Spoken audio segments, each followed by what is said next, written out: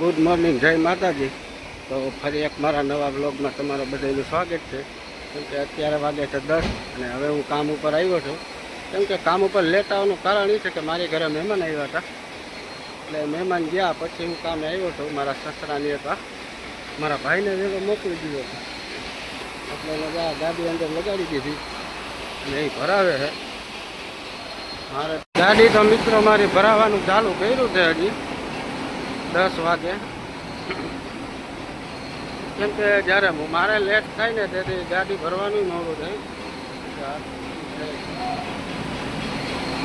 કાલે તાલપત્રી મિત્રો ઓલા ગાડીમાં હું આવેલો તો અહીંથી તૂટી અને વાહ ઉપર એ જગ્યાએથી તાલપત્રી કાલે તૂટી ગઈ।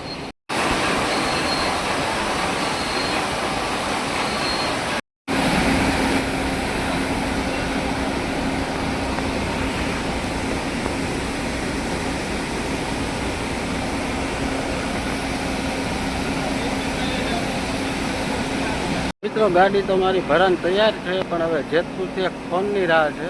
કેમ કે ફોન આવી જાય કે માલ અહીંયા પણ તૈયાર છે તો જ મારે નીકળવાનું થાય, બાકી 2-2:30 વાગે માલ તૈયાર થાય તો જવાનું ન થાય। હવે જોઉં છું હું કેમ ફોન આવે છે કે નહીં। ગાડી તો તૈયાર છે।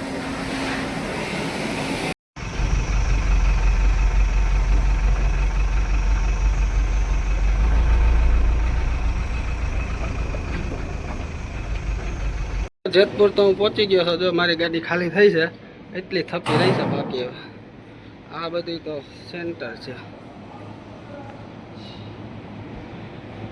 રેકડા ભરી ભરી નાખવાના હોય। એક રેકડો છે હવે।